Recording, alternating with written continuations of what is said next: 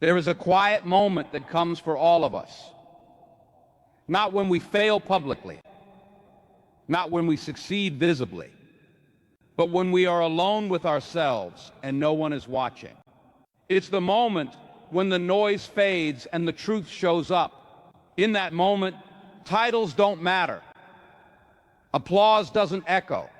Excuses don't hold weight. What remains is who you are when there is no audience. And more importantly, who you are becoming. Most people spend their lives trying to be seen, trying to be affirmed, trying to be chosen. But the deepest growth does not happen in the spotlight. It happens in the unseen hours when discipline is tested, when values are inconvenient, when doing the right thing offers no immediate reward. That is where character is built. That is where futures are shaped long before anyone notices. We live in a world that teaches us to chase validation early and often.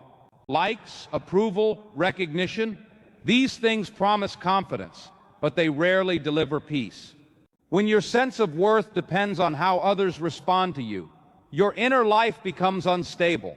You rise and fall with opinions. You hesitate when affirmation is delayed. You doubt yourself when praise disappears.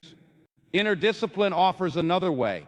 It teaches you to govern yourself before seeking approval from anyone else. Self-governance is not about being rigid or harsh. It's about learning to respond instead of react. It's about choosing principles over impulses. It's about deciding who you are before the world tells you who it wants you to be. When you develop this inner discipline, you stop outsourcing your confidence. You begin to trust your own alignment, and that trust becomes a quiet strength that others can feel, even if they can't explain it. Pressure will always be present. Pressure to hurry, pressure to compare, pressure to prove yourself before you're ready. Pressure does not ask whether your foundation is strong. It only demands speed. Purpose, on the other hand, is patient. It asks different questions. Is this work honest? Is this path forming me or deforming me? Am I becoming more grounded or just more visible? Choosing purpose over pressure often feels like you are falling behind. Others may move faster. They may gain attention sooner. They may appear more successful in the short term. But purpose protects you from building a life that looks impressive and feels empty. It slows you down just enough to make sure your growth is real. There is a kind of strength that does not raise its voice.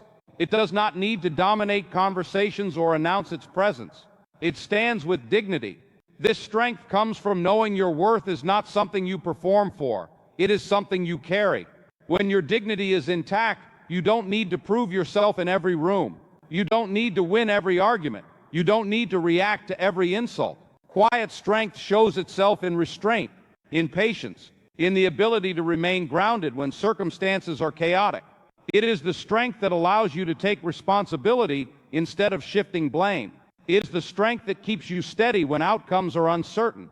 And it is built slowly through repeated choices to act with integrity when cutting corners would be easier. Motivation is often misunderstood. Many people believe motivation is something you feel, energy, excitement, confidence, but feelings are unreliable. They change with sleep, stress, and circumstance. Motivation that lasts is not emotional.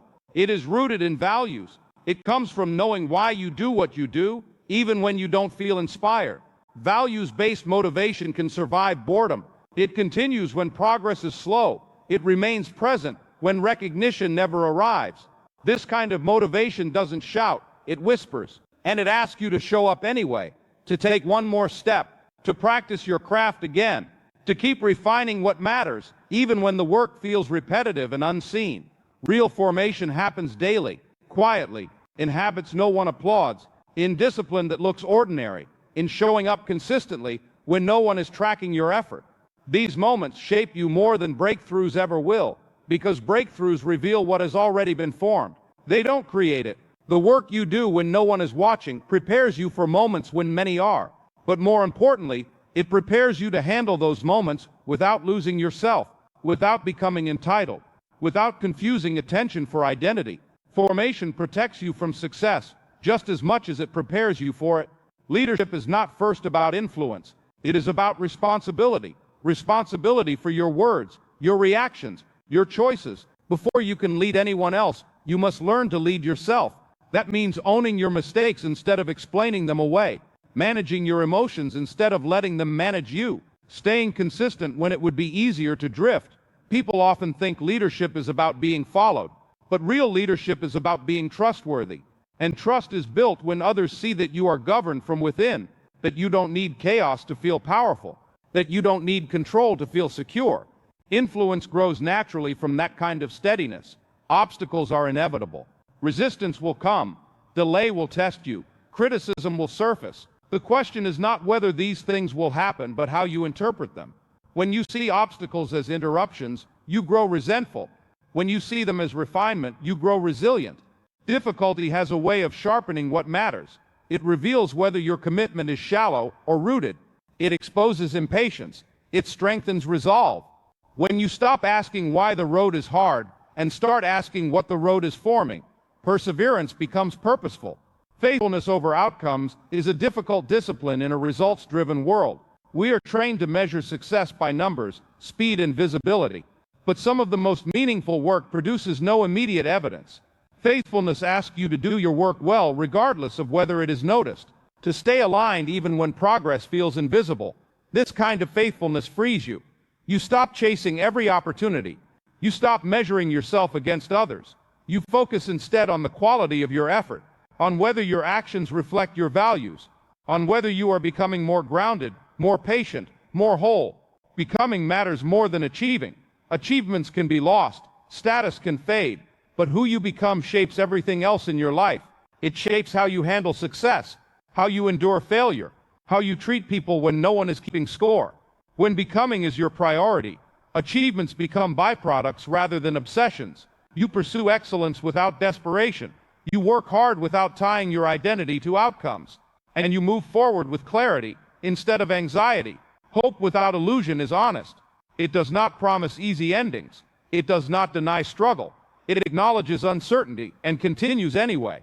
This kind of hope does not depend on guarantees. It rests on responsibility, on the belief that meaningful effort matters, even when results are delayed. Hope like this keeps you moving. It helps you take the next right step, even when the full path is unclear. It allows you to stay present instead of rushing ahead mentally.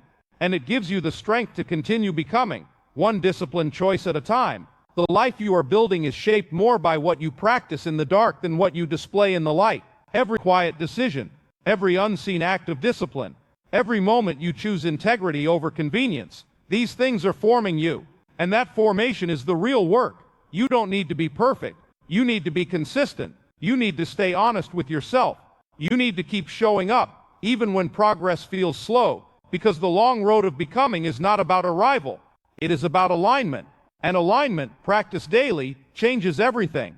There is another truth we rarely talk about, but it matters deeply. Growth is not only about what you pursue, it is also about what you refuse. Refuse to become impatient with the process. Refuse to cut corners when no one would know. Refuse to trade depth for speed. These refusals don't look heroic. They don't trend, but they shape your inner life in ways success alone never could. Many people want the rewards of discipline without the discomfort of practice. They want confidence without preparation, influence without self-mastery, results without restraint. But life doesn't work that way for long. Eventually, what you have not practiced will show up as weakness, and what you have practiced quietly will become your strength. There are seasons when effort feels disproportionate to reward, when you are giving more than you are receiving, when your consistency seems invisible. This is often where people quit, not because they lack ability, but because they misunderstand what this season is for. These seasons are not delays. They are deepening moments. They are building endurance, humility, and emotional strength. They are teaching you how to stay steady when motivation fades. Pressure will tell you this is wasted time. Comparison will whisper that others are ahead of you. But comparison never sees the full story. It never sees the private discipline, the unseen struggles, the inner work happening beneath the surface. Purpose sees differently. Purpose knows that lasting strength is formed slowly, under repetition, through commitment that does not depend on applause. There is also a quiet courage required to stay grounded when things begin to go well. Success can be just as dangerous as failure if you are not anchored internally. Attention can inflate ego. Praise can weaken discipline. Recognition can distract from formation. This is why inner discipline matters at every stage, not just when life is hard, but when it becomes easier. When your worth is rooted in dignity rather than performance, success does not change you. It reveals you. You remain teachable. You stay curious. You continue refining your craft instead of protecting your image. Quiet strength keeps you human when the world tries to turn you into a symbol. Leadership in its truest form is service to responsibility, responsibility to truth, responsibility to growth, responsibility to the people affected by your choices. This begins internally. How do you speak to yourself when you fall short? How do you respond when you are misunderstood?